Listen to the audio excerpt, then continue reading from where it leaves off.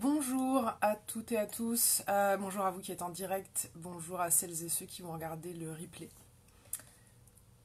Aujourd'hui je vous propose un live sur les relations amoureuses. Je vous remercie pour les questions que vous m'avez envoyées en message privé ou en commentaire sur Facebook et sur les autres réseaux. Il y a eu beaucoup de questions, des questions très intéressantes et assez complexes. Je ne sais pas exactement si je vais pouvoir répondre à tout. Je vais prendre les choses petit à petit et puis je prendrai aussi vos questions en direct. Et puis voilà, on va faire les choses au fur et à mesure. Je vous laisse quelques instants pour arriver pendant que je vérifie que tout marche bien.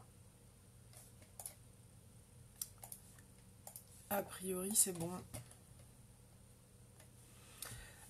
Pour celles et ceux qui ne me connaissent pas, je m'appelle Mahalia Griot, je suis coach en développement personnel et professionnel et je me propose en fait sur certaines thématiques comme aujourd'hui de vous donner un petit peu des points qui me semblent clés à partir des connaissances que j'ai, à partir de mes formations, à partir de mon expérience de coach, des coachings individuels. Et donc l'idée c'est vraiment de vous donner des pistes de réflexion. Évidemment en aucun cas ce que je vous dis n'est parole d'évangile, en aucun cas ce que je vous dis n'est quelque chose d'absolu. C'est vraiment des propositions, donc il y a des trucs qui vont vous parler, d'autres pas. Prenez vraiment ce qui vous semble intéressant et n'ayez surtout pas l'impression que je vous dise quoi faire, hein. C'est vraiment des propositions ouvertes et puis c'est aussi pour ça que je fais cette apparition en live, c'est pour avoir des interactions avec vous. Donc n'hésitez pas, si vous avez des questions, des remarques, je prendrai de temps en temps le temps de regarder un petit peu vos commentaires pour voir ce que vous auriez à me dire sur le sujet.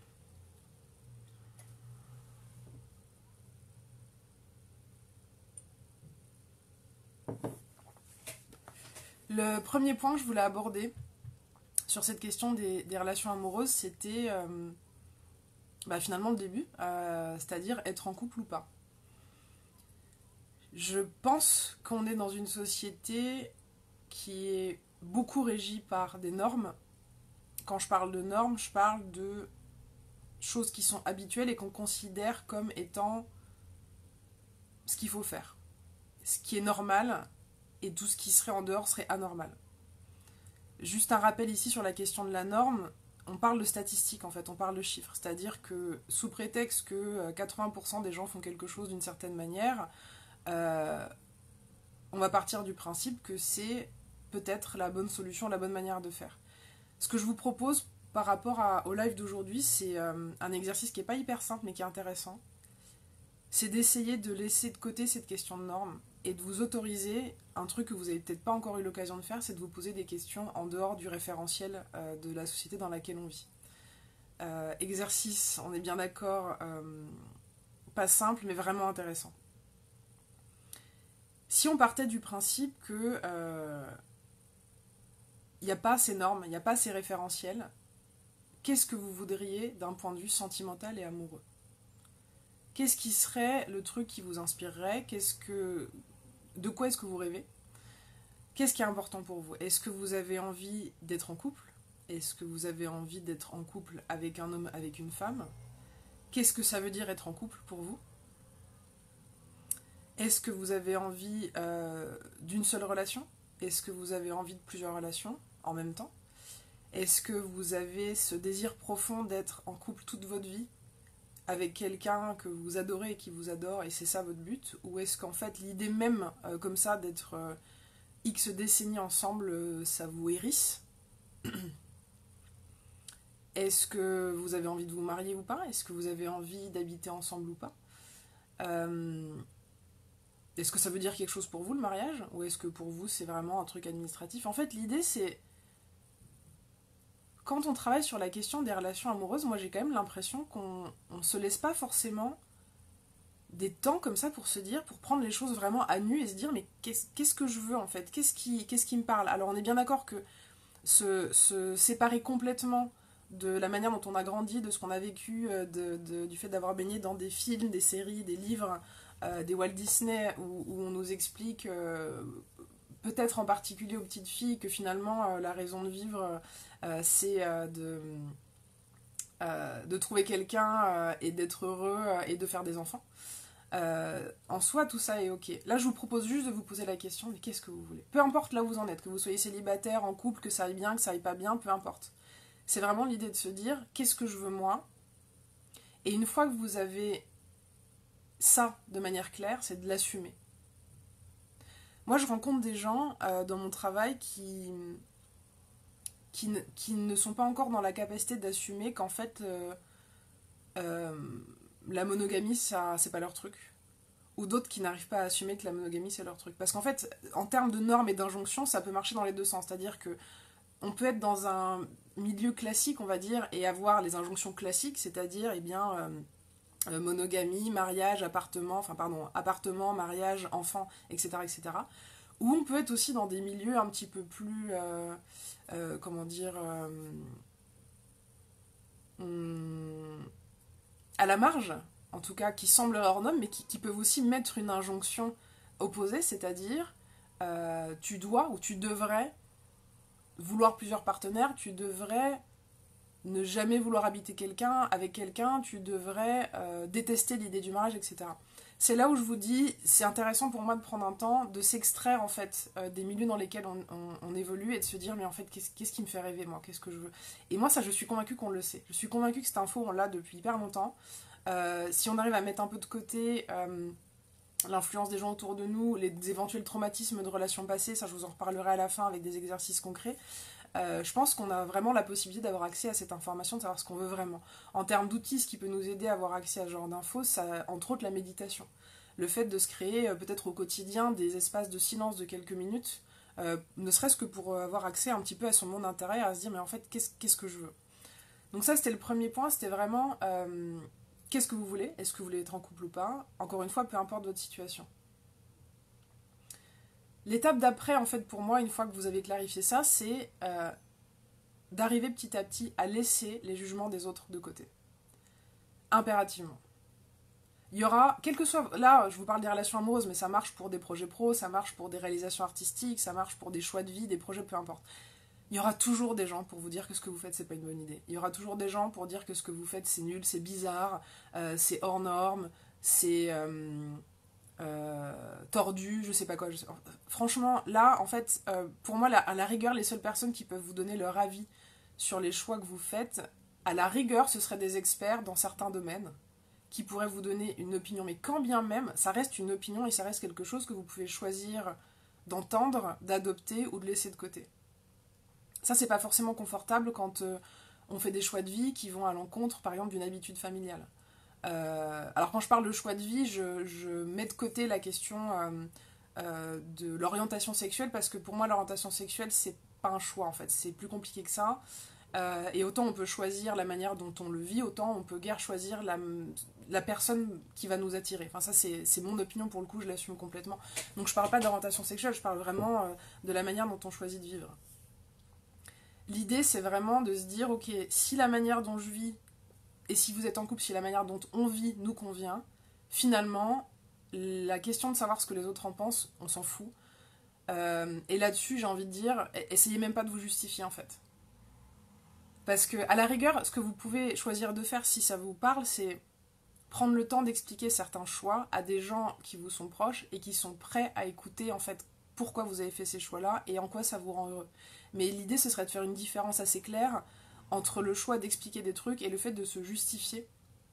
Parce que pour moi, vous n'avez pas à vous justifier de vos choix de vie. Il n'y a pas de justification à avoir. À partir du moment où vous êtes adulte et que tout le monde est consentant, vous faites bien ce que vous voulez. Il y a peut-être aussi certains choix, ça c'est vous qui verrez, mais il y a peut-être aussi certains choix que vous allez choisir de garder pour vous. Dans la mesure où tout le monde n'est pas prêt à entendre certaines modalités de vie qui seraient considérées comme étant à la marge, machin, finalement, si c'est risqué d'en parler parce que vous allez devoir vous justifier, vous allez vous prendre des jugements des gens, des choses qui peuvent être très inconfortables, posez-vous la question, est-ce bien utile que finalement l'info soit divulguée quoi. En fait, ça regarde que vous. Laissez de côté les jugements des autres et puis, encore une fois, le premier truc, c'est d'être honnête avec vous-même, d'être honnête avec votre partenaire si vous en avez un ou une, et puis de vous autoriser ensemble à tenter des trucs en fait.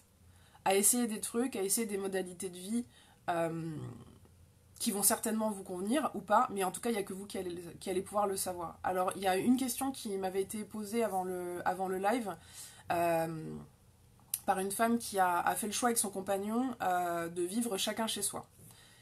Et je ne sais plus exactement comment elle me l'a formulé, mais je crois que c'était... je vais vous retrouver ça.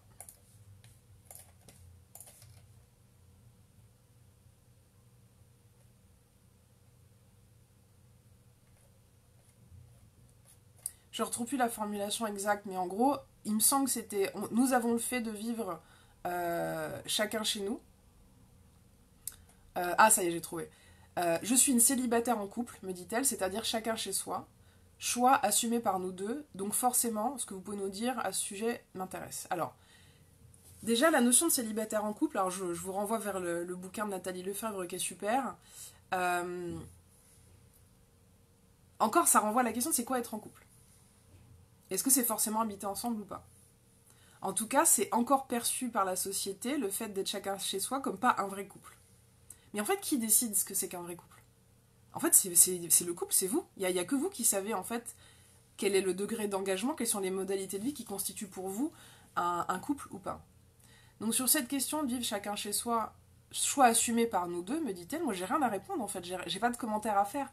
Parce que en fait, si les personnes concernées sont heureuses, si ça leur convient, ben, y a pas de sujet. Alors c'est vrai que sur la question, alors je suis pas sociologue, mais il me semble me rappeler quand j'avais fait quand même quelques recherches là-dessus, qu'en fait sur la question d'habiter dans la même maison, qui est un peu comme la question de dormir dans le même lit, historiquement c'est pas si vieux qu'on souhaite forcément partager une chambre ou partager un lieu de vie.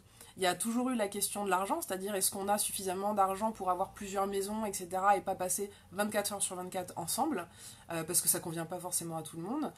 Sur la question du dormir dans le même lit constamment, alors ça c'est un truc que j'ai beaucoup entendu sur le fait qu'il y a des gens qui se forcent pendant des années et des années à dormir ensemble alors que ça peut être compliqué pour des raisons de qualité du sommeil, pour des raisons d'horaires qui sont pas les mêmes.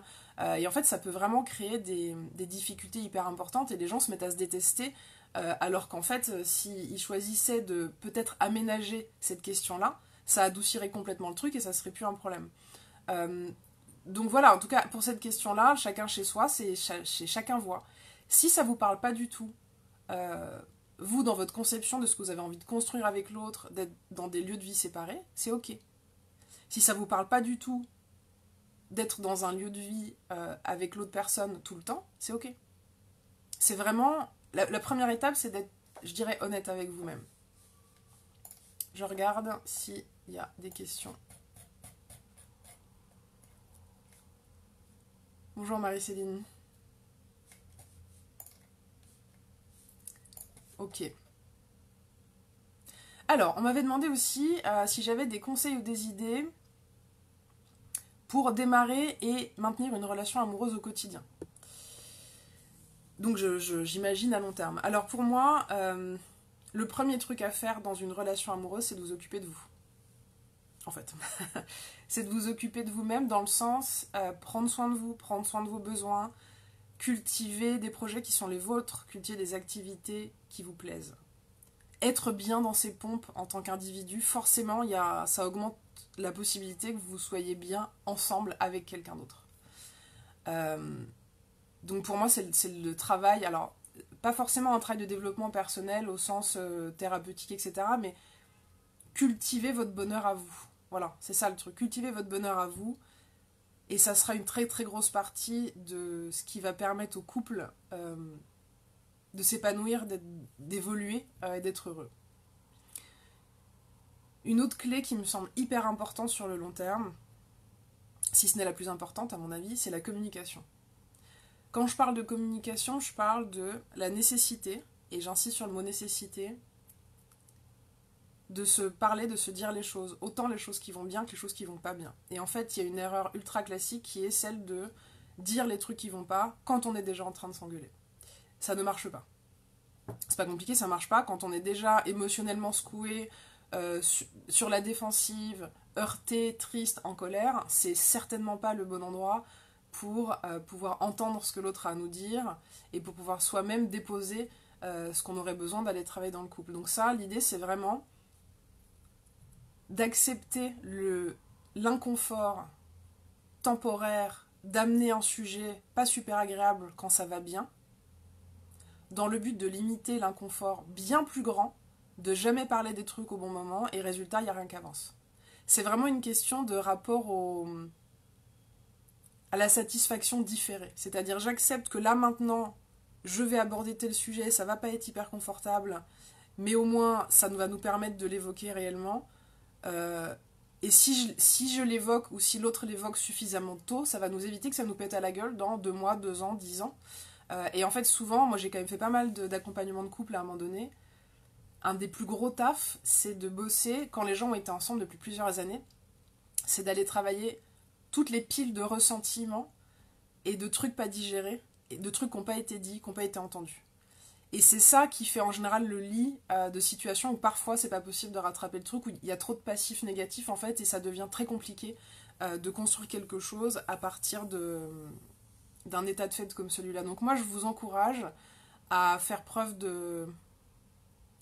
d'audace et de courage en disant voilà, il y a un truc il y a un truc qui me convient pas, il y a un truc qui me gêne, il y a un truc qui me fait peur, il y a un truc qui m'inquiète, il y a quelque chose qui me met en colère, ça m'agace, ça me gonfle, et de se dire ok, je vais essayer de réfléchir vraiment, de préciser le truc, de voir si évidemment, donc là moi je vous renvoie évidemment vers la communication non violente, hein, je vous mettrai en commentaire de la vidéo des liens vers au moins une vidéo de Thomas Dansbourg hein, sur la communication non violente dans le couple, où l'idée c'est vraiment de s'autoriser à être honnête avec soi-même, à se dire ça me va pas, et à se dire comment je peux le formuler, est-ce que j'aurai une demande à poser à l'autre, et à faire ça dans les moments où ça va bien. Et c'est ça qui est chiant, parce qu'en fait dans les moments où ça va bien, on n'a pas envie de péter l'ambiance. Bah ouais, mais si tu pètes pas l'ambiance un peu à ce moment-là, l'ambiance elle sera pétée plus tard. C'est qu'une question de délai, et le truc c'est qu'il y a des chances que ça sorte d'une manière qui soit pas ajustée, parce que ça sortira sous le coup de l'émotion. Donc ça, c'est vraiment une clé qui me semble hyper importante, c'est la communication. Dans la question de maintenir une relation amoureuse au quotidien, il y a évidemment la notion de sexualité et d'érotisme. Sexualité, érotisme, désir, alors c'est des thématiques qui sont pas exactement les mêmes, qui veulent pas exactement dire la même chose, mais là-dessus, il y a plusieurs trucs qui sont hyper intéressants. Je vous mettrai dans la vidéo en commentaire les liens vers une vidéo d'Esther Perel, qui est une super thérapeute de couple, hyper connue pour ses bouquins, entre autres l'intelligence érotique. L'érotisme est créé par la distance. Le désir, on désire quelque chose qu'on n'a pas. Alors je suis pas en train de vous dire de commencer à jouer les je réponds pas aux textos ou les je fais le difficile ou la difficile, c'est pas du tout mon propos, surtout prenez pas ça comme ça. Par contre l'idée, ce qui est intéressant, c'est de se dire finalement désirer l'autre, ça veut dire aussi voir l'autre dans sa zone d'excellence, voir l'autre dans sa réussite, voir l'autre quand il est beau ou belle et qu'il est à l'endroit où il va le plus pouvoir exprimer qui il est ou qui elle est. La notion de distance, c'est pas forcément une distance physique, mais ça veut dire aussi que le désir, il est créé par l'absence de. Donc ça peut vouloir dire, parfois, mettre en place quelques activités séparées, aussi pour le bonheur de se retrouver. Ça veut pas dire se forcer à faire des trucs qu'on n'a pas envie de faire. Si ça vous parle pas, vous le faites pas, mais c'est l'idée de créer volontairement des espaces de séparation temporaire et suffisamment doux pour pouvoir créer des espaces de retrouvailles où en fait le désir a eu le temps de monter. Encore une fois, je parle pas forcément de désir sexuel, là, je parle de désir de l'autre, quoi, d'être avec l'autre, de parler à l'autre, de sentir son odeur, de le toucher, de manière sexuelle ou pas, c'est ok. Mais je veux dire, c'est à ça aussi que ça sert la distance, c'est à entretenir la notion de désir. Je sais pas si vous avez des questions, je vais regarder ce qu'il y a comme commentaire.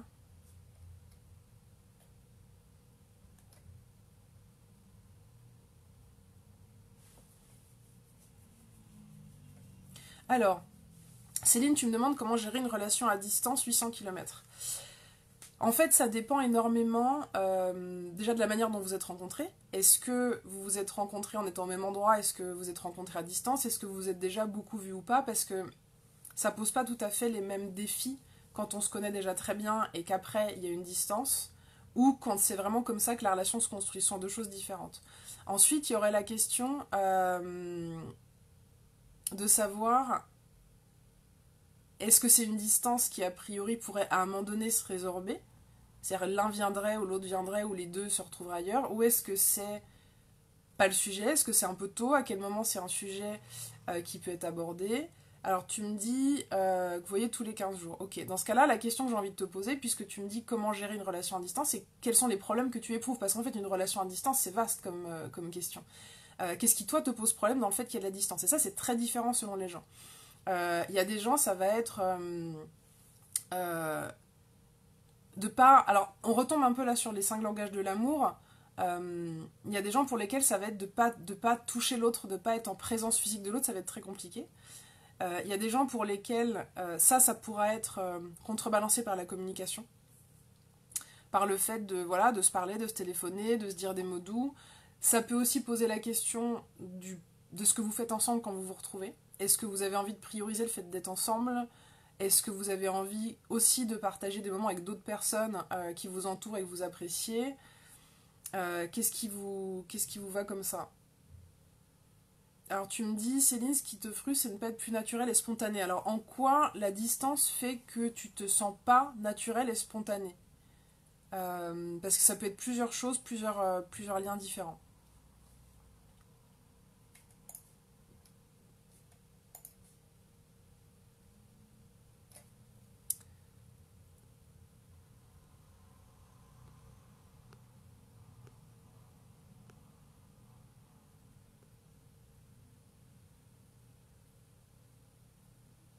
Alors tu me dis les coups de fil programmés. Donc a priori, ça serait que pour toi, les coups de fil programmés quand... Ah ok.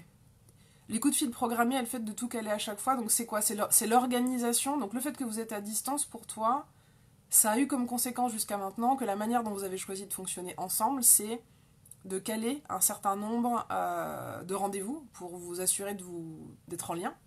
Et toi, t'as l'impression que ça t'empêche d'être naturel et spontané. Moi, je pourrais te dire, tu peux être naturel et spontané sur d'autres aspects. Déjà, rien t'empêche de voir avec lui ou avec elle, peu importe si il ou elle est ok pour qu'il y ait peut-être certaines choses de calé et d'autres moins. Être peut-être naturel et spontané sur d'autres aspects, peut-être lui faire des surprises, lui envoyer des trucs, je sais pas, il y a plein... Si ton besoin c'est d'être naturel et spontané, c'est à toi de voir où est-ce que tu peux remettre ça dans des espaces où c'est possible, en voyant avec ton ou ta partenaire si c'est ok. Après, si tu te sens obligé du truc, ça pose une autre question, c'est la question de l'envie, quoi. Est-ce que tu as vraiment envie de parler à cette personne à la fréquence où vous êtes mis d'accord? Ça, c'est à voir un petit peu. Et moi, j'aimerais bien savoir qu'est-ce qui fait que tu te sens obligé du truc, parce qu'en fait, ça pourrait être aussi des rendez-vous hyper joyeux que tu attends et qui te font hyper plaisir. C'est pas obligé que ça soit quelque chose de contraignant pour toi. Moi, je t'invite pour le coup à prendre un petit temps. Alors, il faudrait que je creuse un peu plus et c'est un peu compliqué sur un live comme ça. Mais moi, là où j'en suis par rapport à ce que tu me dis, mon idée c'est que euh, il est possible que le fait de devoir caler des rendez-vous comme ça... Alors déjà, tu peux prendre le temps avec la personne concernée de reposer la question par rapport à son fonctionnement. Est-ce que tu lui as dit que ça te donnait cette impression-là de ne pas pouvoir être spontané, naturel? Donc peut-être prends un temps pour en discuter très honnêtement avec la personne concernée et de voir en fait s'il y a peut-être d'autres moyens de mettre en place des trucs qui soient plus cool. Déjà, ça c'est un truc. Et donc on revient sur ce que je vous disais tout à l'heure, les gars, la communication. C'est-à-dire que si vous avez en vous des trucs qui collent pas mais que vous en parlez pas à l'autre, ça me semble un petit peu compliqué parce que y a quand même plein de choses qu'on peut être réglées, qui peuvent être réglées en parlant. Donc tu me dis que t'as rien dit. Donc en fait, si ça fait 3 mois que ça te saoule les coups de fil programmés et que tu fais rien et que t'en parles pas et que t'attends que miraculeusement il se passe un truc, c'est rarement le cas. Ça peut, hein. Mais je veux dire, la base, c'est quand même d'échanger avec l'autre. Si ça se trouve, en plus, alors ça, c'est un grand classique des relations amoureuses, enfin des relations tout court d'ailleurs, parce que il est possible que la personne en face se dise exactement la même chose. Et donc vous êtes les deux dans votre coin à vous dire, ah putain, en fait, ça fait chier, ça me coupe de ma spontanéité. Et en fait, les deux, vous ressentez pareil. Donc parle-en déjà avec la personne concernée.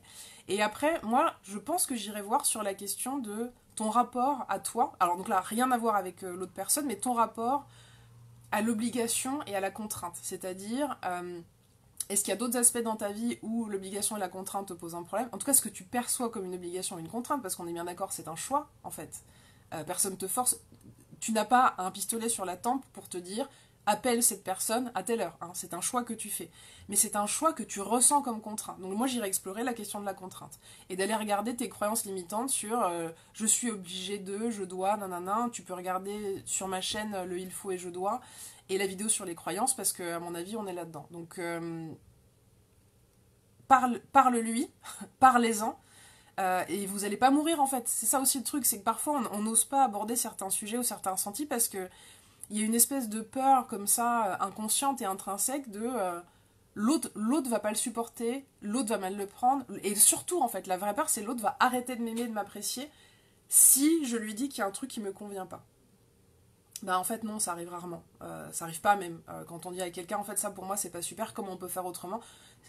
L'autre ne va pas vous répondre, je te quitte. Enfin, je veux dire, soyons un petit peu raisonnables. Ou alors, si il ou elle vous répond ça, c'est peut-être que le problème est à un autre endroit.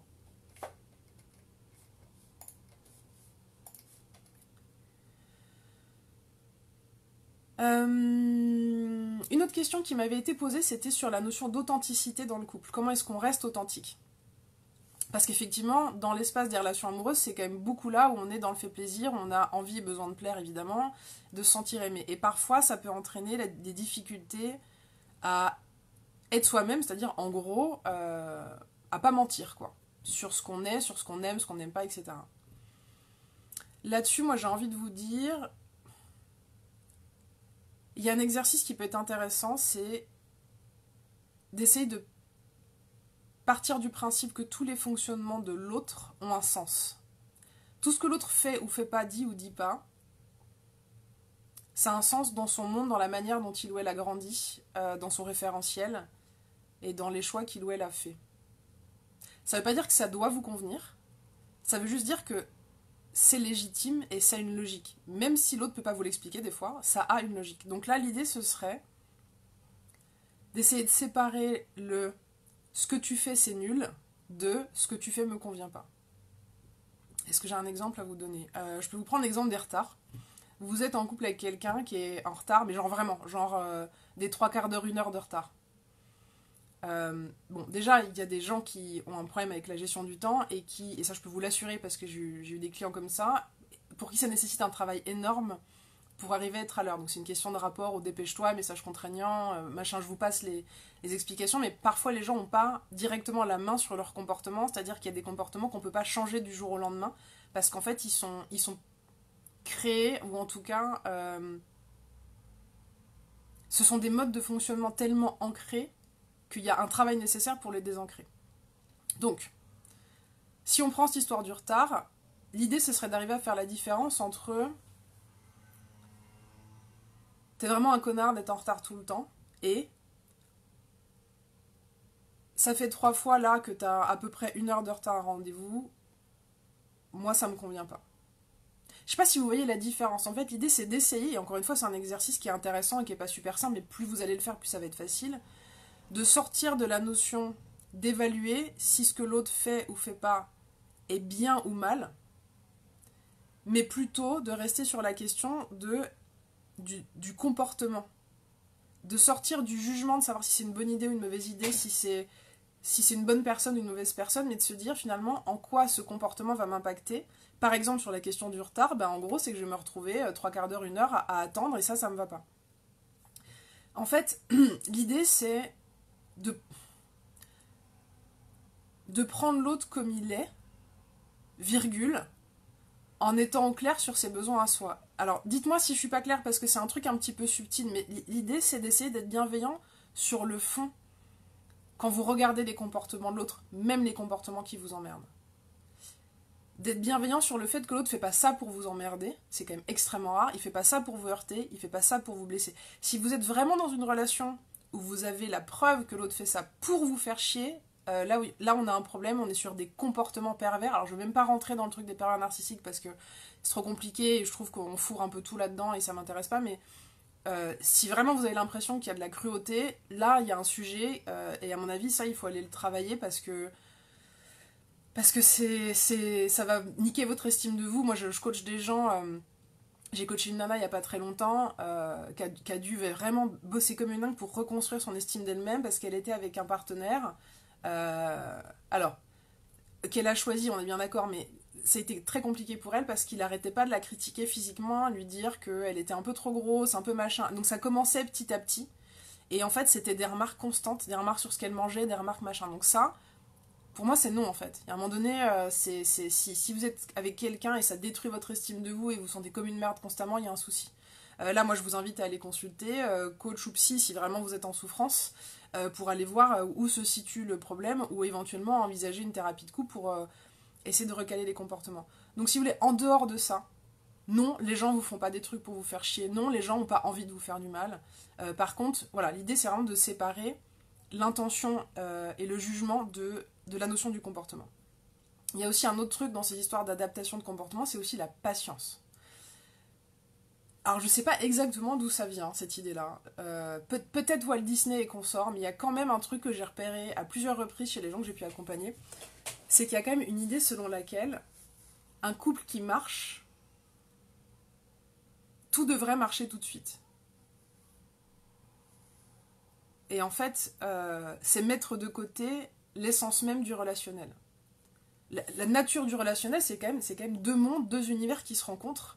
Il y a beaucoup de choses à apprendre et à comprendre. Il y a des choses merveilleuses à découvrir. Il y a des choses hyper inspirantes d'un côté et de l'autre. Mais si vous voulez, pour moi, se dire... en gros, si je caricature, dès qu'il y a un petit couac, ah bah en fait, c'est pas le bon ou c'est pas la bonne, je suis pas sûre que ça tienne vraiment la route.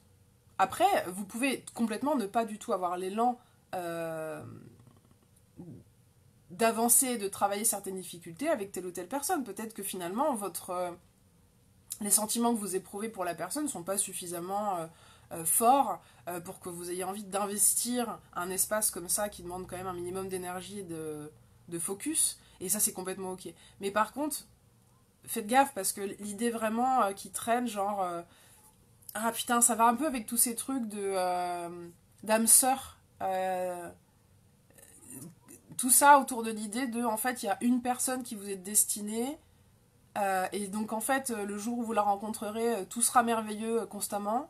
Et si vous loupez ça, vous êtes foutu à tout jamais parce qu'en fait, il n'y en avait qu'une sur la Terre entière. Alors qu'on est combien enfin, ça suffit avec cette idée à la con. Il y en a des centaines de personnes qui vous conviennent. Et vous en avez besoin de combien? Une, deux, quatre? J'en sais rien, moi, c'est vous qui faites votre choix. Mais en tout cas, l'idée, c'est de pas tout de suite paniquer ou croire que vous n'êtes pas compatible dès que vous heurtez quelques petits trucs. Et c'est là où il y a la notion de patience et peut-être de persévérance et de détermination.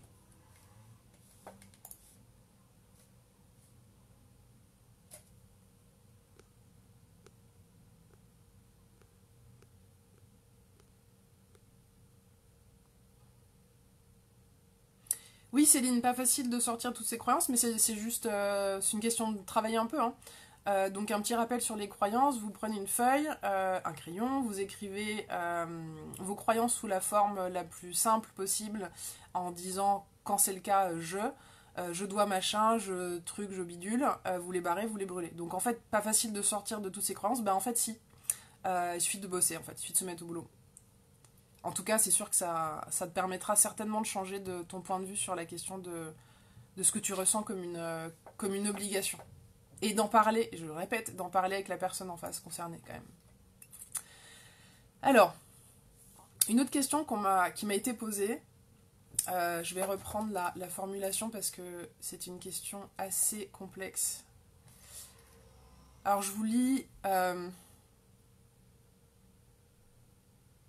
petit peu le point de départ. Donc c'est quelqu'un qui me dit... Je suis en couple avec un homme depuis 6 ans et je remets aujourd'hui mes sentiments en question car je ne supporte plus son attitude méchante et insultante. Quand cela nous arrive de nous disputer, qu'il est anxieux, de mauvaise humeur.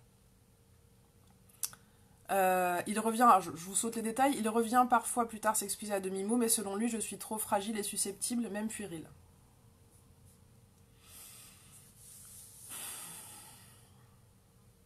Quand je vous parle de bienveillance dans le couple, les réactions émotionnelles, que ce soit les vôtres ou celles de votre partenaire, elles sont toujours légitimes. Elles sont légitimes parce qu'elles existent. Je vous renvoie sur ma vidéo sur les émotions. Si elles vous semblent... Je parle des émotions, je ne parle pas des actions ou des mots, là je parle vraiment des émotions. Si les émotions, que ce soit les vôtres ou celles de l'autre, vous semblent disproportionnées, c'est juste parce que vous n'avez pas compris, vous n'avez pas l'info de savoir ce qui se passe à l'intérieur de vous ou à l'intérieur de l'autre. Par exemple, prenons une jeune femme, je vais reprendre un peu l'exemple de tout à l'heure, prenons une jeune femme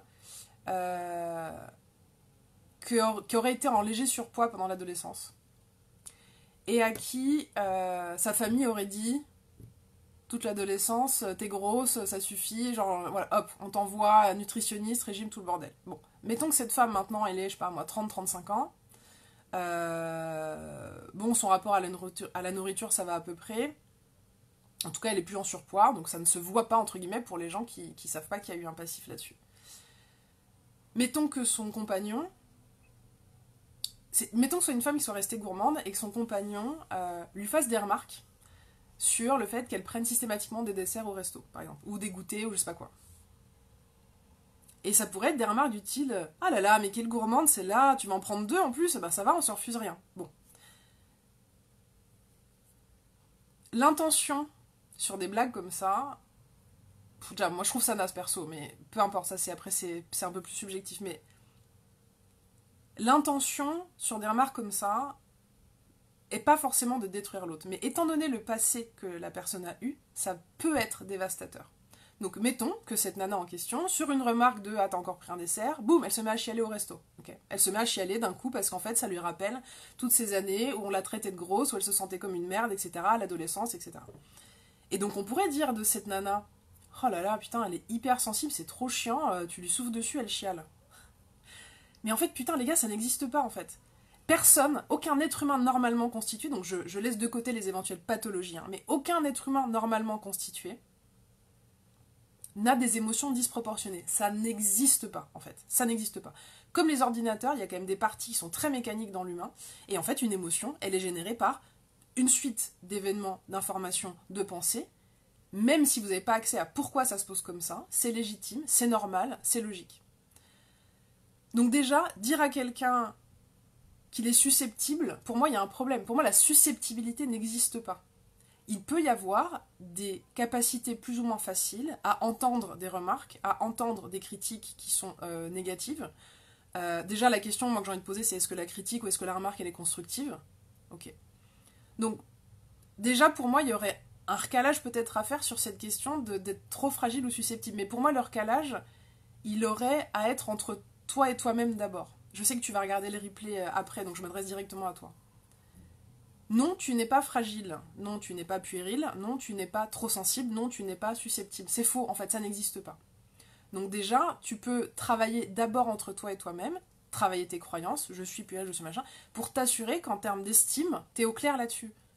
Oui, peut-être que t'es sensible à certains trucs, et alors, en fait, c'est comme ça, les gens, ils sont sensibles à des choses, pas à d'autres. T'as des gens qui craignent le chaud et le froid, t'as des gens qui sont très sensibles avec ce qu'ils mangent, voilà, il faut qu'ils fassent un peu gaffe, parce que dès qu'ils mangent un peu en dehors de leur régime alimentaire, bim, ils sont malades, t'as des gens qui sont sensibles au bruit, t'as des gens qui sont sensibles à rien du tout. Ok, ben c'est la diversité et le merveilleux des êtres humains. Donc déjà, ça, pour moi, c'est de la merde, en fait. De dire de quelqu'un qu'il est susceptible, sous prétexte qu'il est heurté par quelque chose, ça ne m'intéresse pas de penser comme ça. Ensuite, pour moi, ça pose une différenciation qui est hyper importante. La différence entre les émotions et les réactions. L'émotion, elle est toujours légitime. Elle doit toujours être, pas valorisée, mais en tout cas prise en tant que telle. C'est-à-dire, je me sens comme ça. Par contre, pour moi, il y a des comportements qui peuvent être destructeurs, des insultes ou des coups. C'est-à-dire qu'à partir du moment où il y a de la violence, psychologique ou physique, donc ça peut être des insultes, des coups, ça peut être un peu ce que je vous disais tout à l'heure, c'est-à-dire les comportements qui visent à être systématiquement dépréciatifs envers quelqu'un, à le ou la rabaisser, à lui dire qu'en gros ce qu'il ou elle fait c'est un peu de la merde, ou c'est pas très sérieux, ou c'est pas très machin. Pour moi ça c'est non. C'est non parce qu'en fait ça va grignoter votre estime de vous, votre amour de vous, votre confiance en vous, et de la manière dont la personne m'explique sa situation, ça n'a effectivement pas sa place dans un couple. Par contre, ce qui est sûr c'est que la personne concernée qui réagit avec des insultes, en fait, quand on fait de la communication non violente, y a une idée qui est hyper intéressante, c'est que la violence, en fait, est issue du manque de mots. C'est-à-dire que c'est l'impossibilité d'exprimer certaines choses, d'exprimer certains besoins, d'exprimer des émotions, qui, en fait, va prendre la forme de quelque chose de heurtant. Donc moi, en fait, sur cette question de savoir comment ça se passe, l'idée, c'est qu'à partir du moment où il y a un scénario qui se répète, il y a un moment donné, il s'agit de prendre un temps ensemble, de s'asseoir et d'en parler calmement, en disant, voilà, il y a un truc qui s'est passé à plusieurs reprises. Euh, Quand on n'est pas d'accord sur un truc et qu'on se dispute, à plusieurs reprises, il y a eu des insultes, etc. etc. Et derrière, des éléments dépréciateurs de ma personne en disant que je suis susceptible, puérile et tout ça. Et en fait, pour moi, c'est pas possible, et ça sera pas possible au long terme. Et donc ça consiste aussi à faire le travail qui est de poser des limites, à dire, ben en fait, ça c'est pas acceptable pour moi, c'est pas ok. Et à partir du moment où c'est pas ok, ne pas forcément exiger de l'autre qu'il soit dans la capacité de changer ses comportements du jour au lendemain. Parce qu'à partir du moment où quelqu'un agit comme ça sort pas de nulle part en fait. Euh, et donc après, la discussion, ça va être de savoir si l'autre est d'accord pour que vous puissiez travailler ensemble à mettre en place des fonctionnements différents. Quitte à vous faire accompagner si c'est trop compliqué de faire ça à deux. Parce que des fois, c'est pas vraiment facile à deux, et l'accompagnement de couple, coaching ou thérapie permet une triangulation et permet aussi de se dire des choses qui sont pas faciles à entendre dans un cadre qui en fait est sécurisé par le thérapeute. Ok.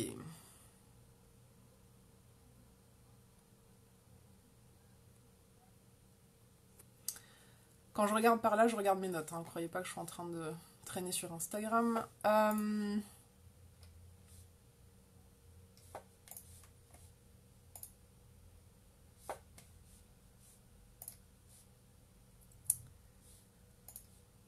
Ok, dans les autres questions qui m'avaient été posées, on me demandait... Donc, je vous lis le truc. On m'a parlé un jour du partage, de la communication, de l'estime et de la confiance comme les clés de nos relations amoureuses qui fonctionnent, comme les quatre pieds d'un tabouret qui font que si l'un est absent, ça fragilise l'ensemble. Es-tu d'accord avec ça? Alors, je pense pas qu'il y ait quatre clés. Je pense qu'il y en a plusieurs et qu'elles sont peut-être plus importantes pour certaines personnes que pour d'autres, ou pour certains couples que pour d'autres. Évidemment, c'est que des points intéressants, c'est que des points qui me semblent importants. La communication, je vous en ai déjà parlé. Le partage aussi, ça c'est une clé hyper importante dans l'idée d'un couple qui dure à long terme. Alors, moi je suis pas du tout partisane de l'idée de il faut tout faire ensemble tout le temps. Parce que ça peut avoir des inconvénients. Moi je pense que c'est intéressant que les gens aient chacun des sources de joie qui soient pas forcément toutes liées au couple. Parce que c'est intéressant aussi de pouvoir ramener euh, des choses dans le couple qui soient pas forcément que dans le huis clos. Euh, Après, je dis ça, mais il y a des gens à qui ça convient parfaitement de tout faire ensemble tout le temps. Et c'est le plus important. Donc là, mon avis, vraiment, on s'en fout. La question du partage me semble néanmoins vitale, parce qu'en fait, l'idée, c'est s'aimer, ça suffit pas. Pour une vie ensemble à long terme. S'aimer, c'est la base dans les relations amoureuses, c'est-à-dire avoir le sentiment amoureux qui s'explique difficilement, mais ça suffit pas. Donc effectivement, s'assurer qu'on a des temps ensemble pour partager des choses qui nous font plaisir. Ça peut être tout et n'importe quoi, ça peut être euh, regarder des films, partir en vacances, avoir des activités régulières, je sais pas moi, faire de la danse, avoir des projets aussi à moyen, long terme, je sais pas, un projet d'un jour, une maison à la campagne, un manoir, que sais-je, et de s'autoriser à en parler régulièrement. L'idée, c'est vraiment de se questionner de temps en temps, à se dire, ok, qu'est-ce qu'on a envie de partager ensemble. Et il y a des trucs, ben, l'autre, il aura peut-être pas envie de partager ça avec vous, et c'est pas grave. Dans ce cas-là, ben, vous êtes grand ou grande, et vous pouvez aller le partager avec d'autres gens. L'idée aussi est de ne pas s'attendre à ce que l'autre doive vous compléter et être tout le temps là à tout prix. Ça peut être un peu envahissant pour le coup. Donc voilà, des temps de partage, des temps d'activité, qu'elles soient ponctuelles, régulières, qu'elles soient formelles ou pas du tout. Ça peut être juste... des fois, ça peut être bosser les deux sur vos trucs dans le canapé, mais à côté, quoi. Je veux dire, ça peut être ça aussi, ça peut être partagé avec des amis ou que les deux, enfin peu importe, ça peut prendre toutes les formes. Mais effectivement, la notion de partage régulier, et ça typiquement dans les couples qui ont des enfants et qui ont tous deux une carrière, en fait, il peut arriver que les gens aient très très peu de temps ensemble, ou alors que le temps ensemble, ce soit finalement du temps de gestion domestique. Et genre un quart d'heure avant d'aller se coucher où tout le monde est crevé et tout ça. Donc bon, l'idée, ça serait peut-être de se ménager régulièrement, je sais pas. Je donne un ordre d'idée un peu absurde, mais une fois, deux fois, trois fois par semaine, peu importe selon vos organisations et la manière dont vous vivez, mais de vous assurer que vous avez des temps de partage ensemble. L'estime de soi et l'estime de l'autre, c'est un petit peu ce que je disais sur la question de la bienveillance, c'est-à-dire de surveiller qu'on se fait pas mutuellement des trucs qui nous défoncent, quoi, parce que ça sert pas à grand chose. Et la confiance en soi et la confiance en l'autre, bien sûr, parce que souvent quand il y a des questions, alors je vais faire attention avec cette question de la jalousie parce que c'est extrêmement complexe souvent, mais ça parle souvent de confiance en soi, plus que de confiance en l'autre. De rapport à soi, à son image, à sa capacité de séduire, de plaire, à la possibilité d'être aimé, donc à l'amour de soi aussi. Donc là, je vous renvoie aussi sur un autre truc, c'est la vidéo sur la confiance relationnelle. C'est-à-dire quels sont les éléments qui font qu'on peut avoir confiance en l'autre dans une relation. Ça peut peut-être vous inspirer sur d'éventuels points à travailler, à discuter ou à clarifier, ne serait-ce que pour vous-même.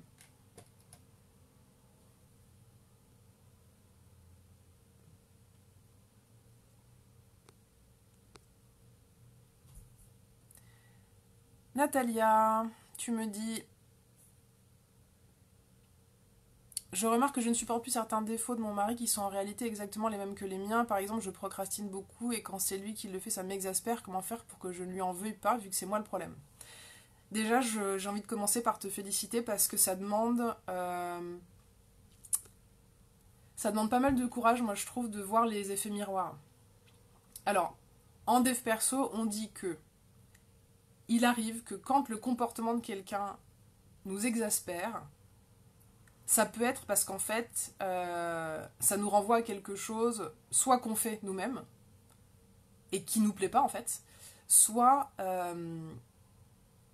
qu'on aimerait pouvoir faire et qu'on n'arrive pas. Ça c'est plutôt pour le positif. Donc dans ton cas, Natalia, il s'agit plutôt donc d'un truc que tu sais que tu as, en tout cas que tu as l'impression de faire, parce que c'est encore un autre sujet, euh, que tu aimerais changer, tu as peut-être l'impression que tu peux pas le changer ou tu n'y arrives pas, et l'autre a le même comportement. Donc en fait, la lecture que je peux te proposer, c'est que quand l'autre a ce comportement, ça ne fait que te renvoyer vers le fait que tu n'apprécies pas le tien. En tout cas, que ton comportement te pose un problème. Sachant que la procrastination, je te renvoie vers la vidéo de ma chaîne YouTube, pour moi ça veut rien dire, en fait, conceptuellement. Les situations sont trop différentes les unes des autres pour pouvoir être toutes rangées sous un concept tel que celui-là. Donc l'idée, ce serait: travaille sur ta gestion du temps. Travaille sur ta gestion du temps, travaille sur ton estime de toi et travaille sur la notion de procrastination et sur les croyances qui sont sur toi par rapport à ça. Je suis toujours en retard, j'arrive pas à faire les trucs, etc. Bosse sur ton rapport à la procrastination et laisse ton mari tranquille avec son rapport à la sienne. Et ce qui est vachement intéressant, c'est que la plupart du temps, quand vous mettez ça en chemin, c'est-à-dire qu'à partir du moment où vous dites, et encore une fois, bravo sur ce truc-là, son comportement m'emmerde parce qu'en fait j'ai le même et que mon comportement m'emmerde, et que vous prenez ça comme ça et que vous allez le bosser, et ben vous n'aurez plus trop le temps ni l'énergie d'aller vous concentrer sur le comportement de l'autre. Donc voilà, travaille sur ton propre truc et tu verras bien si ça devient plus facile. Oui, au revoir Céline, merci pour ta participation. Le replay sera effectivement disponible dès la fin du live pour ceux et celles qui arrivent en cours de route. Ça va bientôt faire 1 heure que je vous cause, donc je vais vous redonner... n'hésitez pas si vous avez des questions, j'ai encore le temps d'en prendre 1 ou 2. Je vais vous donner d'autres points qui me semblent importants. Sur la question du couple, le couple au défi du temps du quotidien. Donc ça c'est une question qui m'a été posée en commentaire. Moi j'ai envie de vous parler de créativité, de renouveau, d'entretien du couple, de langage de l'amour et de soutien mutuel. Voilà, je vous file ça en vrac, démerdez-vous. Donc les langages de l'amour, je vous mettrai un lien, une explication en commentaire, vous irez voir. En tout cas, je voulais juste insister sur la notion de créativité. De toute façon, pour n'importe quel projet ou relation à long terme, pour moi, l'entretien est indispensable. Ça veut dire prendre soin d'eux. C'est une bagnole en fait, c'est une bagnole. Donc quand vous avez une voiture, vous faites attention, vous faites des nettoyages régulièrement, Voilà, vous l'emmenez au contrôle technique, vous nettoyez les vitres, vous passez aspirateur dedans, grand nettoyage de printemps, j'en sais rien quoi. Vous voyez, la métaphore est pas géniale, quoique elle est assez marrante, mais eh ben c'est pareil, les relations. Ça s'entretient, prendre soin de l'autre, bon comment tu vas en vrai, et pas genre juste le ça va du matin quand on passe. Euh, les échanges profonds si c'est ça qui vous botte. Tiens, qu'est-ce qu'on ferait de nouveau ce week-end? Je sais pas, moi, est-ce qu'on a envie de démarrer quelque chose? Est-ce qu'on a envie de faire des projets? Voilà. La créativité, pour moi, c'est la clé. C'est la clé dans les relations à long terme, la communication, la créativité.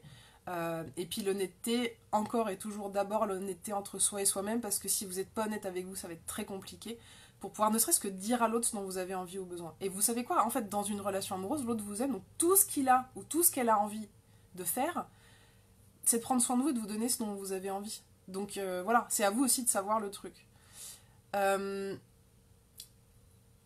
Ok.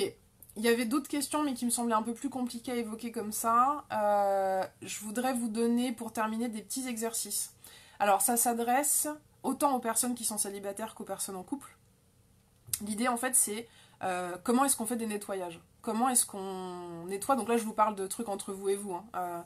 Comment est-ce que vous prenez soin de votre couple en faisant du travail personnel? Et comment est-ce que vous maintenez votre représentation du truc un peu clean? Donc déjà, sur la représentation du couple, c'est souvent lié aux représentations et aux croyances parentales. C'est-à-dire que le premier couple qu'on a vu, ou absence de couple, suivant votre histoire, c'est les parents. Donc vous pouvez avoir des croyances qui sont liées à la manière dont vous avez vu vos parents vivre, du style, des trucs que vous avez entendus aussi. Moi, dans les trucs que j'ai vu passer chez mes clients, il y a des trucs du genre, il faut jamais avoir un conjoint, c'est elle qui va décider des dépenses, assure-toi de pouvoir toujours te barrer, enfin voilà, des trucs qui viennent du fait qu'à un moment donné, les gens ont besoin de partir, que les gens se sont sentis coincés financièrement, etc. Donc déjà, vous pouvez prendre un petit temps pour vous dire, mais en fait, dans les trucs négatifs, qu'est-ce que j'ai pu voir qui m'aurait impacté? Et évidemment aussi, vous pouvez vous autoriser à regarder ce qui vous a impacté positivement. Dans cet ordre-là. Vous regardez le négatif, vous le brûlez, et après vous regardez le positif. Pour les gens qui auraient été marqués, traumatisés entre guillemets, enfin non, sans guillemets d'ailleurs, traumatisés par des relations précédentes, il y a un exercice que vous pouvez faire, ça consiste à prendre le temps d'écrire à la main et de raconter comment vous avez vécu la relation. Vous lâchez tout ce que vous avez à dire. On s'en fout que ça soit objectif ou pas, c'est pas le but. C'est vraiment vous raconter.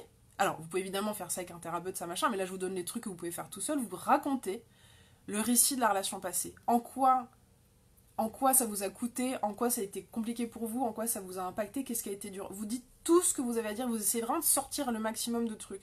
Ça peut être vulgaire, ça peut être brouillon, on s'en fout, personne ne va vous lire. Et une fois que vous avez fini ce récit, vous brûlez les feuilles. Alors, une micro-aparté sur brûler les feuilles. Moi, personnellement, je prends des feuilles fines parce que je brûle pas mal de trucs. Évidemment, faites attention quand vous brûlez plutôt, si possible, à l'extérieur et de manière sécure, s'il vous plaît. Dans tous les cas, vous faites ces récits, vous brûlez le truc. Si vraiment... Alors, vous pouvez aussi faire l'exercice des bonhommes allumettes, c'est-à-dire que vous écrivez le récit, vous brûlez le truc, vous faites des bonhommes allumettes. Je vous mets le mode d'emploi en commentaire. Ensuite, en fonction de là où vous en serez à ce moment-là émotionnellement, je vous invite à faire un truc qui va peut-être vous demander un peu d'effort, mais qui vaut vraiment le coup. Vous allez faire la liste des gratitudes, c'est-à-dire que tout ce que vous avez vécu de beau avec la personne, tout ce que vous avez appris, tout ce qui a été agréable, tout ce que vous avez découvert, vécu de sympa, vous faites au moins une liste de 10 gratitudes. Et donc vous dites merci machin ou machine pour blablabla. Alors 10 c'est le minimum, hein. Si vous en avez 25, très bien. En fait là, l'idée c'est vraiment de forcer votre représentation du truc, de shifter de quel connard, s'il m'a fait ça, en disant ok, d'accord, c'est arrivé, je vais pas, voilà, c'est arrivé, je laisse partir ça en le cramant, je le purifie, machin, et ensuite je me concentre à un moment donné sur un autre aspect du truc. Vous verrez si c'est possible pour vous de le faire ou pas. Il y a des fois, ça demande un travail plus profond avant de pouvoir faire ces exercices-là et d'arriver à voir les choses de manière un peu positive. L'idée n'est pas forcément de forcer le truc comme des bourrins, mais ça demande en général de toute façon un peu d'effort. Je ne vais pas vous mentir, surtout quand il y a eu de la souffrance et du ressentiment. Donc, vous nettoyez en écrivant les représentations négatives que vous pouvez avoir du couple, ou de vous, ou des hommes, ou des femmes, tout ce que vous voulez, par rapport à vos parents ou pas. Vous écrivez le récit de vos ex, vous le cramez. Vous faites la liste des gratitudes que vous pouvez avoir envers vos anciennes histoires sentimentales. Et ensuite, pour terminer, les auditeurs et auditrices de Radio Médecine Douce reconnaîtront l'exercice. Vous pouvez vous autoriser. Alors, laissez passer du temps entre ces différentes étapes. Hein. Voilà, c'est peut-être pas forcément une super idée de tout faire d'une traite. Vous voyez bien comment vous vous sentez, mais c'est intéressant des fois de laisser passer un jour ou deux. Dernière étape, vous listez ce que vous voulez. Encore une fois, que vous soyez célibataire ou pas, ça ne change rien. Parce qu'en fait, c'est un exercice qui peut modifier les choses dans la relation si vous y êtes déjà. Et vous pouvez être vraiment surpris et surprise. Encore une fois, ces exercices-là ne concernent que vous pour l'instant. L'autre là, pour le moment, il fait sa vie, c'est pas le sujet. L'idée, c'est de vous autoriser à faire une liste du type de relation que vous voulez. Vous allez vous autoriser à lister le type de personne avec qui vous voulez être, d'un point de vue physique, taf, situation géographique, attitude, comportement, qualité, revenu, situation maritale, lieu de vie, tout ce que vous voulez. Vous allez vous autoriser aussi à faire, et surtout, à faire la liste de ce que vous avez envie de vivre comme relation. C'est-à-dire quel type de vie vous voulez. Est-ce que vous voulez voyager beaucoup? Est-ce que vous voulez un truc hyper doux, hyper cocon? Est-ce que vous voulez vachement de sport? Est-ce que vous voulez une vie très très famille tout le temps, en week-end, chez les parents des uns des autres? Peu importe, vous listez vraiment ce qui vous vient en termes de représentation du type de vie qui vous semblerait pouvoir vous convenir. Et en dernier lieu, mais surtout, listez les émotions que vous voulez éprouver. Comment vous voulez vous sentir? Vous voulez vous sentir choyé, soutenu? Vous avez envie de rigoler? Vous voulez une sexualité débordante? Vous voulez quelqu'un de fiable? Vous voulez vous sentir en sécurité? Vous voulez vous sentir challengé? Vous voulez vous sentir... Vous voyez ce que je veux dire? C'est-à-dire aller regarder d'un point de vue émotionnel quel est le type, comment est-ce que vous avez envie de vous sentir. Et ça, en fait, c'est un truc qu'on fait pas des masses, mais qui permet vraiment, pour les personnes qui sont réceptives aux notions de loi de l'attraction, etc., c'est vraiment... En fait, la commande au Père Noël, c'est ça. Ça passe beaucoup, beaucoup par les émotions que vous avez envie d'éprouver. Donc, n'hésitez pas à aller rencontrer ça à l'intérieur de vous. Et faites ces exercices, faites-les avec soin. Faites-les avec soin pour vous, par amour pour vous. Faites-le en douceur. Et puis observez ce qui se passe dans votre réalité. Et surtout, venez me raconter, bien évidemment. Là, j'ai des projets d'enregistrement, de témoignages de personnes qui ont fait ce type d'exercice, surtout via Radio Médecine Douce, et qui ont eu des résultats un peu foufous. Voilà, alors il y a des fois, il y aura un travail plus profond qui sera nécessaire, et parfois, en fait, ça, c'est ce grand ménage et le fait de faire la liste au Père Noël, bim, ça marche. Je vous invite vraiment à reprendre le replay. Pour ceux et celles qui arrivent juste maintenant, le replay sera disponible dès que la vidéo est terminée. Ça a été un plaisir pour moi de passer ce moment avec vous. Je vais pas trop tarder parce que voilà, ça fait pile 1 heure qu'on est ensemble. Merci beaucoup pour toutes les questions qui m'ont été envoyées. J'espère que j'ai pu répondre à la majorité d'entre elles. Je crois que c'est le cas. Sinon, vous venez me voir en message privé. Si vous voulez me retrouver, c'est sur mon site internet www.maaliagrio.com. Vous avez aussi la chaîne YouTube, le profil Facebook, le profil LinkedIn pour les gens qui sont encore sur ce réseau professionnel que moi j'aime bien, et Instagram. Voilà, reste à vous dire que je vous embrasse. Merci pour vos commentaires, pour votre participation, et je vous dis à bientôt pour un autre live. Ciao.